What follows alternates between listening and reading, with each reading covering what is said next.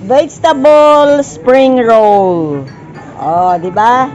Lumpia ni Lola ulit. Yan. Oh, ayan ginamitan ko to ng olive oil, yung pangluto.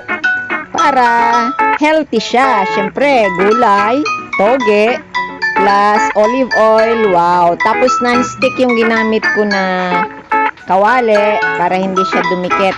Okay? Yan.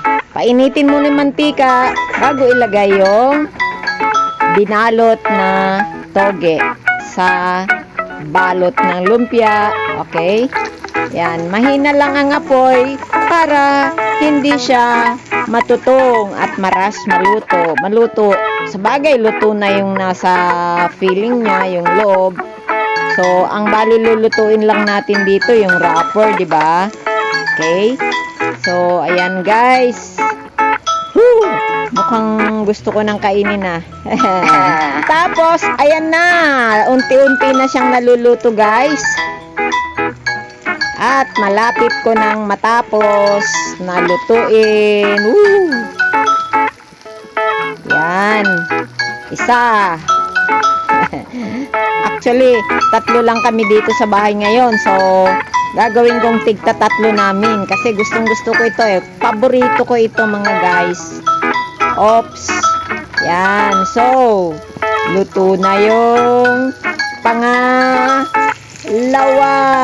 Yan. Okay. Woo! I can't wait to taste. 3.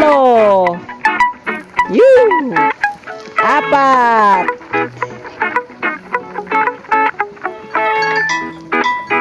5. Guys, nilalagay ko muna sa strainer. Kita nyo yan?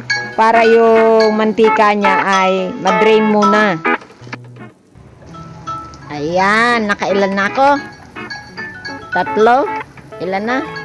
Yan. Dapat siyam lang yan. Kasi 3 lang kami. So, dapat tigta-3. Walang dayaan. Gustong-gusto ko ng tikman. Yan. Lapit na matapos.